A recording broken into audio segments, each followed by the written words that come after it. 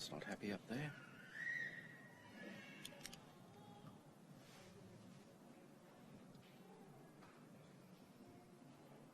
Well, we know the concert's still going anyway. Yes, mate.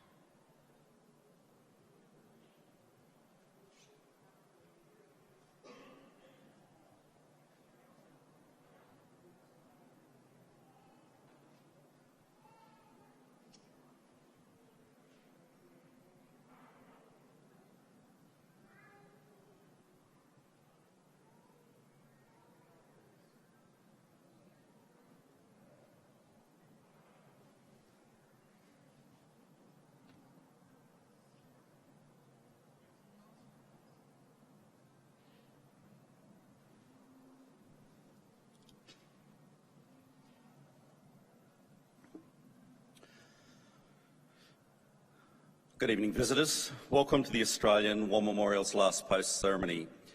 My name's Richard Cruz, and joining us today from the Royal Australian Air Force is Squadron Leader Ben Graves. We welcome the veterans who have served, those that are still serving, and the families that support them.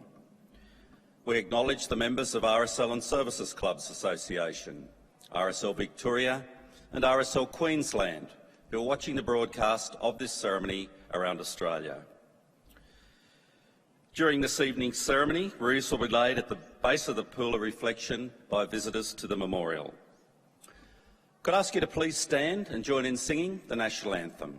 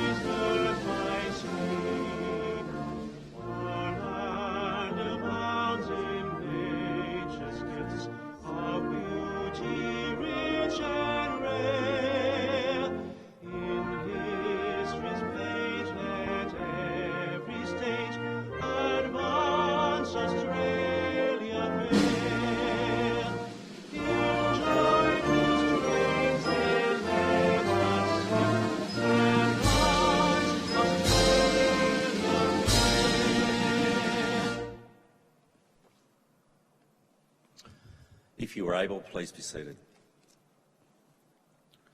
The Australian War Memorial was the vision of Charles Bean, Australia's First World War official historian.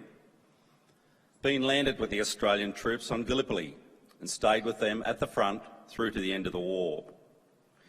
The idea of this national memorial and museum came to him at Pozières, France, in the depths of the bloody fighting of 1916.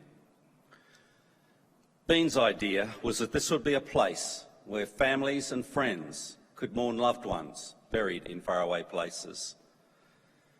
It would also be a place that could help all Australians understand what these men and women had endured and what they had done for us. Bean's vision, to which we remain true, is best expressed as inscribed in the entrance to the memorial's galleries. Here is their spirit, in the heart of the land they loved, and here we guard the record which they themselves made. Tonight we'll read the story behind just one of those on the Roll of Honour, which lists the names of more than 102,000 men and women who have given their lives for us in war and operations for more than a century. But first we present a lament, Flowers of the Forest. Wreaths or floral tributes will now be laid at the base of the Pool of Reflection.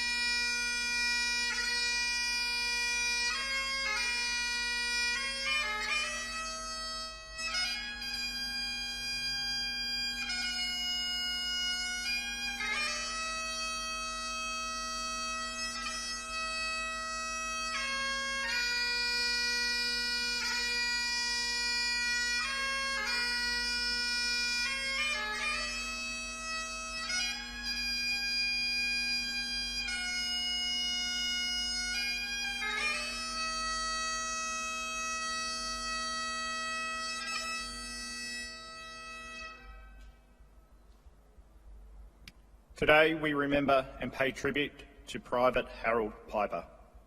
Harold Piper was born in 1888 to John and Susan Piper in Goondiwindi, Queensland.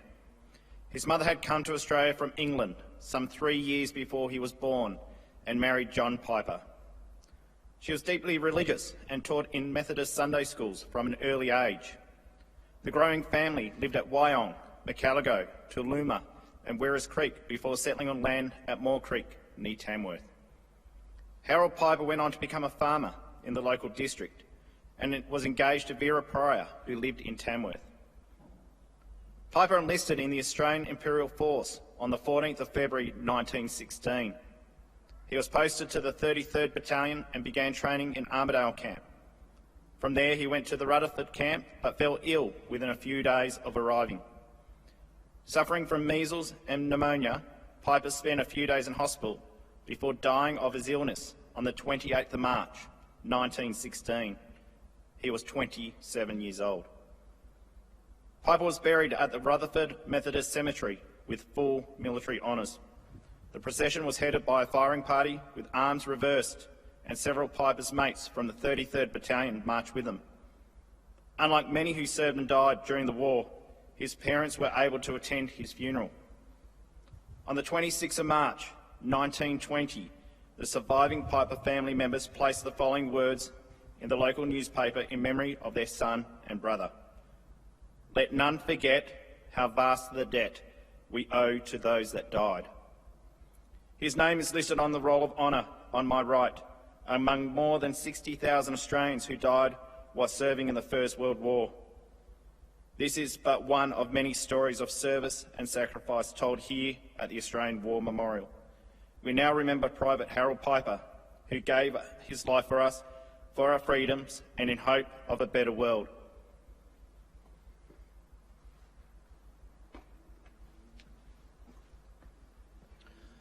Please stand for the reading of the Ode and the sounding of the last post.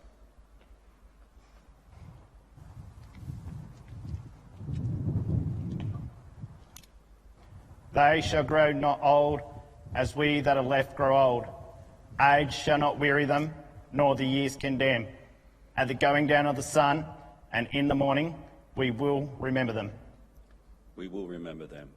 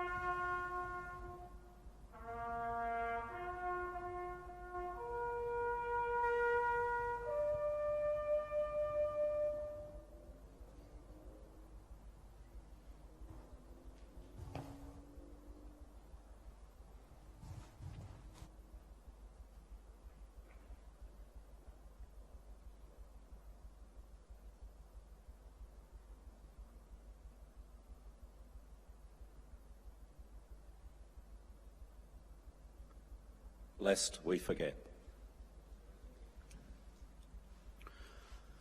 We leave you this evening with the words of the memorial's founder, Charles Bean. Many a man lying out there at Pozières or in the low scrub at Gallipoli with his poor, tired senses barely working through the fever of his brain has thought in his last moments, well, it's over. But in Australia, they will be proud of this. Ladies and gentlemen, girls and boys, that concludes the last post ceremony. Thank you for visiting the Australian War Memorial, and I wish you a very good evening. Thank you.